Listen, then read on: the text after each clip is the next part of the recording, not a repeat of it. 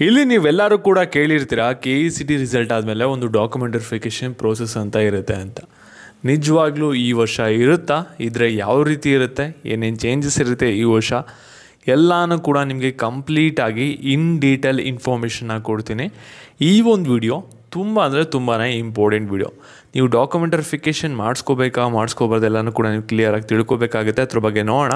ಅದಕ್ಕಿಂತ ಮುಂಚೆ ಯಾರು ಚಾನಲ್ ಸಬ್ಸ್ಕ್ರೈಬ್ ಮಾಡ್ಕೊಂಡಿರಲ್ಲ ಪ್ರತಿಯೊಬ್ಬರು ಕೂಡ ಸಬ್ಸ್ಕ್ರೈಬ್ ಮಾಡ್ಕೊಳ್ಳಿ. ಹಾಗೆ ಪ್ರತಿಯೊಬ್ಬರು ಕೂಡ ವಿಡಿಯೋಗೊಂದು ಲೈಕ್ ಕೊಟ್ಬಿಡೋಣ. ವಿಡಿಯೋಕ್ಕೆ ಸ್ಟಾರ್ಟ್ ಮಾಡಿ. ಇವಾಗ ನೀವು ಸಬ್ಸ್ಕ್ರೈಬ್ ಮಾಡ್ಕೊಬಿಟ್ರೆ ನಿಮ್ಮ ಕೌನ್ಸಿಲಿಂಗ್ ಮುಗಿಯೋವರೆಗೂ ಕೂಡ ಬ್ಯಾಕ್ ಟು ಬ್ಯಾಕ್ ಎಲ್ಲ ಥರದ ಅಪ್ಡೇಟ್ಸ್ ನೀವು ಪಡ್ಕೋತಾ ಇರ್ತೀರ ಈ ಒಂದು ಚಾನಲಲ್ಲಿ. ಇವಾಗ ನಾವು ಡೈರೆಕ್ಟಾಗಿ ವಿಡಿಯೋ ಬಗ್ಗೆ ಬರೋಣ. ಮೊದಲೇ ಹೇಳ್ತಾ ಇದ್ದೀನಿ, ಈ ಒಂದು ವಿಡಿಯೋನ ಕಂಪ್ಲೀಟಾಗಿ ನೋಡಿ, ನಿಮಗೆ ಕ್ಲಿಯರ್ ಕಟ್ಟಾಗಿ ಒಂದು ಐಡಿಯಾ ಬರುತ್ತೆ ಯಾವ ರೀತಿ ಇರುತ್ತೆ ಈ ವರ್ಷ ಅನ್ನೋದು.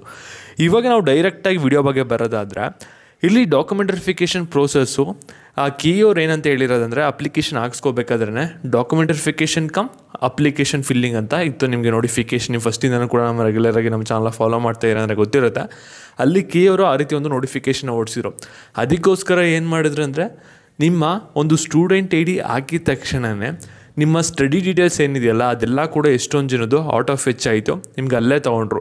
ನೀವು ಸ್ಟಡಿ ಸರ್ಟಿಫಿಕೇಟ್ ಕೊಡೋಂಗೇ ಇಲ್ಲ ಅಂತ ಹೇಳಿದ್ರು. ಫಸ್ಟ್ ರಿಕ್ವೈರ್ಡ್ ಅಂತ ಇತ್ತು, ಆಮೇಲೆ ಬೇಡ ನಿಮ್ದೆಲ್ಲ ಕೂಡ ಡೈರೆಕ್ಟಾಗಿ ನಾವು ತೊಗೋತೀವಿ, ಸ್ಟೂಡೆಂಟ್ IDಯಿಂದ ನಮಗೆ ಸಿಗುತ್ತೆ, ಏನೂ ಬೇಡ ಅಂತ ಹೇಳಿದ್ರು. ಮತ್ತು ಇನ್ನೊಂದೇನೆಂದರೆ, ಇನ್ಕಮ್ ಸರ್ಟಿಫಿಕೇಟು ಮತ್ತು ಕ್ಯಾಸ್ಟ್ ಸರ್ಟಿಫಿಕೇಟು ಕೂಡ ಅಲ್ಲೇ ನೀವು ನಂಬರ್ ಹಾಕಿ ಸಾಕು, ಅದನ್ನ ನೀವು ವೆರಿಫೈ ಅಂತ ಮಾಡಿಕೊಂಡ್ರೆ ಸಾಕು. ಅಲ್ಲೇ ನಾವು ಡಾಟಾ ಏನಿರುತ್ತಲ್ಲ ಅದನ್ನ ನಾವು ನಾಡ ಕಚೇರಿಯಿಂದ ನಾವು ಡೈರೆಕ್ಟಾಗಿ ಫೆಚ್ ಮಾಡ್ಕೋತೀವಿ. ನೀವೇನು ಕೂಡ ತಲೆ ಕೆಡ್ಸ್ಕೊಳಂಗಿಲ್ಲ. ಆದರೆ ನಿಮ್ಮದೇ ಒಂದು RD ನಂಬರ್ನ ಹಾಕಿ ಕರೆಕ್ಟಾಗಿರೋದು ಹಾಕಿ ಅಂತ ಹೇಳಿದರು. ಅಂದರೆ ಮೇಯ್ನಾಗಿ ನಿಮ್ಮದು ಸ್ಟಡಿ ಡೀಟೇಲ್ಸ್ ಎಲ್ಲ ಕೂಡ ಅಲ್ಲಿ ವೆರಿಫೈ ಆಗಿದೆ. ಜೊತೆಗೆ ನಿಮ್ಮದು ಇನ್ಕಮ್ ಮತ್ತು ಕ್ಯಾಸ್ಟ್ ಸರ್ಟಿಫಿಕೇಟು ಮತ್ತು ರಿಸರ್ವೇಷನ್ ಸರ್ಟಿಫಿಕೇಟು ವೆರಿಫೈ ಆಗಿದೆ. ಹಾಗಾದರೆ ಇವಾಗ ಡಾಕ್ಯುಮೆಂಟ್ ವೆರಿಫಿಕೇಷನ್ ಇರುತ್ತಾ ಇರಲ್ವಾ, ಇದ್ದರೆ ಯಾವ ರೀತಿ ಇರುತ್ತೆ ಅದ್ರ ಬಗ್ಗೆ ತಿಳಿಸ್ಕೊಡೋದಾದರೆ, ಇಲ್ಲಿ ನಿಮಗೆ ಡಾಕ್ಯುಮೆಂಟ್ ವೆರಿಫಿಕೇಷನ್ ಇದ್ದರೆ ಯಾವ ರೀತಿ ಇರುತ್ತೆ ಅಂದರೆ, ಆಫ್ಲೈನ್ ಆದರೆ ಏನು ಮಾಡ್ತಾರೆ ಅಂದರೆ, ಎಲ್ಲ ಡಿಸ್ಟಿಕಲ್ಲೂ ಕೂಡ ಒಂದು ಡಾಕ್ಯುಮೆಂಟ್ ವೆರಿಫಿಕೇಷನ್ ಸೆಂಟರ್ಗಳನ್ನ ಓಪನ್ ಮಾಡ್ತಾರೆ. ಮತ್ತು ಒಂದು ರ್ಯಾಂಕ್ ವೈಸ್ ಒಂದು ಶೆಡ್ಯೂಲ್ನ ಬಿಡ್ತಾರೆ. ಇಂಥ ರ್ಯಾಂಕ್ ಅವರು ಯಾವತ್ತು ಬರಬೇಕು ಡಾಕ್ಯುಮೆಂಟ್ ವೆರಿಫಿಕೇಷನ್ಗೆ ಅನ್ನೋದು, ಮತ್ತು ಏನೇನು ಡಾಕ್ಯುಮೆಂಟ್ಸ್ನ ತರಬೇಕು ಅನ್ನೋದನ್ನು ಕೂಡ ಬಿಡ್ತಾರೆ. ಈ ವರ್ಷ ನಿಮಗೆ ಡಾಕ್ಯುಮೆಂಟ್ ವೆರಿಫಿಕೇಷನ್ ನಡೆಯೋದೆ ತುಂಬ ಚಾನ್ಸಸ್ ಕಮ್ಮಿ ಇದೆ. ಮತ್ತು ಆನ್ಲೈನ್ ನಡೆದ್ರೆ ಏನಾಗುತ್ತೆ ಅಂದರೆ, ನೀವೆಲ್ಲೂ ಕೂಡ ಅಗತ್ಯ ಇರಲ್ಲ.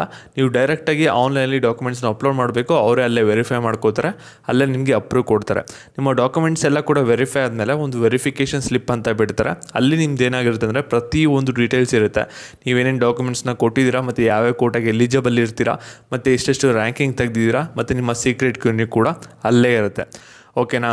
ಮತ್ತು ಈ ವರ್ಷ ನಿಮಗೆ ಡಾಕ್ಯುಮೆಂಟ್ ವೆರಿಫಿಕೇಷನ್ ನಡೆಯೋ ಚಾನ್ಸಸ್ ತುಂಬಾ ಕಮ್ಮಿ ಇದೆ. ನಡೆದ್ರೆ ಯಾರಿಗೆ ನಡೀಬೋದು ಅಂದರೆ, ಯಾರಿಗೆ ಇವಾಗ ರಿಸರ್ವೇಷನಲ್ಲಿ ಏನಾದರೂ ತಪ್ಪಾಗಿದೆ ಅವ್ರಿಗೆ ನಡೆಸ್ಬೋದು. ಇಲ್ಲ ಅಂದರೆ ಏನಾದರೂ ಎಕ್ಸ್ಟ್ರಾ ರಿಸರ್ವೇಷನ್ ಕ್ಲೈಮ್ ಮಾಡೋಕ್ಕೆ ಅವ್ರಿಗೆ ನಡೆಸ್ಬೋದು ಡಾಕ್ಯುಮೆಂಟ್ ವೆರಿಫಿಕೇಷನು.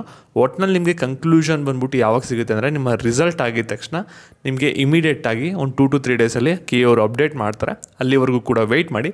ಸದ್ಯಕ್ಕೆ ಡಾಕ್ಯುಮೆಂಟ್ ವೆರಿಫಿಕೇಷನ್ ಬಗ್ಗೆ ಜಾಸ್ತಿ ಅಂತ ತಲೆ ಕೆಡ್ಸ್ಕೊಳ್ಳೋಕೆ ಹೋಗ್ಬಿಡಿ. ಯಾಕೆಂದರೆ ಅಪ್ಲಿಕೇಶನ್ ನಿಮಗೆ ಡಾಕ್ಯುಮೆಂಟ್ ವೆರಿಫಿಕೇಷನ್ ಮಾಡಿಸ್ಕೊಂಡಿರೋದು ಸ್ಟಾರ್ಟಿಂಗೇನೆ, ಅದಕ್ಕೋಸ್ಕರ.